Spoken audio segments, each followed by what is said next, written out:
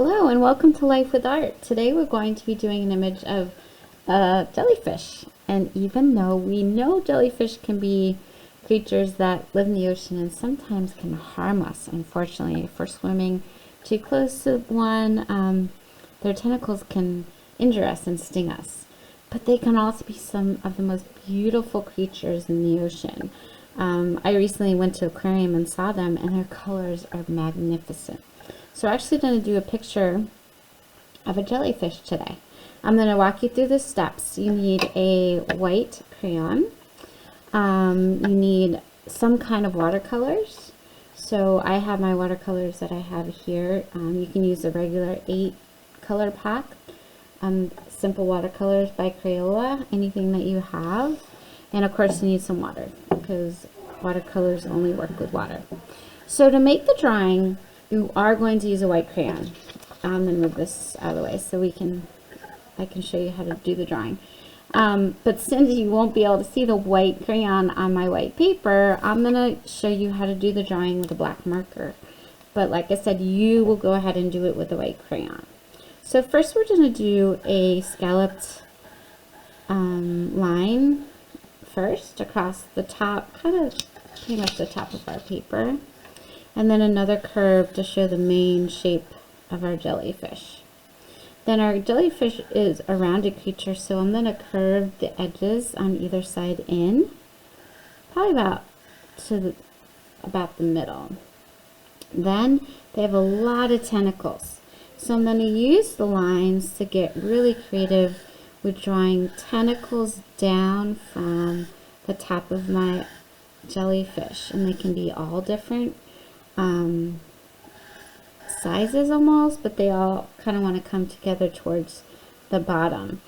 And then I'm also going to put in some other kind of wavy looking lines. I'm thinking about this area right in here. Jellyfish has like these longer tentacles on the outside, and then they have this internal, probably like the jelly part of the jellyfish. So I'm just going to create some wavy, curvy lines through the center too, and do it all different lengths and shapes. Okay, you might put a little bit of lines up here and even on the inside, just a few. All right, I want you to create that with your white crayon, and since I have not done that for mine, I'm going to go ahead and pause the video and create all the lines that I've just drawn and cover them with my white crayon. Okay, I hope that you've covered your picture of the white crayon. Now what the white crayon does is resist our watercolor. So when I'm using my watercolor paints, wherever I have the white crayon on the surface of my paper, it won't adhere to the paper. So I'm going to start with my thicker brush. I have a thicker watercolor brush, and I'm going to dip in the water, and I think I'm going to start with the blues. So I'm going to dip my paintbrush into the blues, and I'm going to start the edge of my paper. Now, as you know, the watercolor works with water, so I'm just dipping it in to the paper and dipping it into the color. Now I'm using just a copy paper, and so the water is penetrating through the paper a little bit more than our art paper would. But I'm trying to show you how it would work at home for you. So in that case, because it's absorbing the water a little bit more, I'll probably try to use a little less water than I normally would. But again, I'm using the blue to just go around the whole shape of my jellyfish first. And then once I get closer to the jellyfish, we'll start adding some neat colors into that. You can see it already. I just put a little bit of the blue into the jellyfish, and as you can see right there where the white crayon was on the paper and I drew that line, it's not showing up, and that's exactly what I want it to do. Okay, so let me just complete the bottom here, the water, and then we'll go in with some beautiful colors. Oh yeah, look at it's working. At the bottom here, I want to show you. See how the white tentacles are down here? Okay, Now I'm going to start adding in some beautiful colors. I love the way that the jellyfish almost have like a purple tone to them. So I'm going to start with that up at the top, round my brush around the jellyfish up here to fill in that top part. Oh, it's working. And then some of the darker purple I put kind of underneath here. I'm doing a little darker because the sun wouldn't be hitting it, or the ocean light wouldn't be hitting it. It'd be underneath. So that's why it's a little bit darker. Then I bring some purple down just to blend in through the center.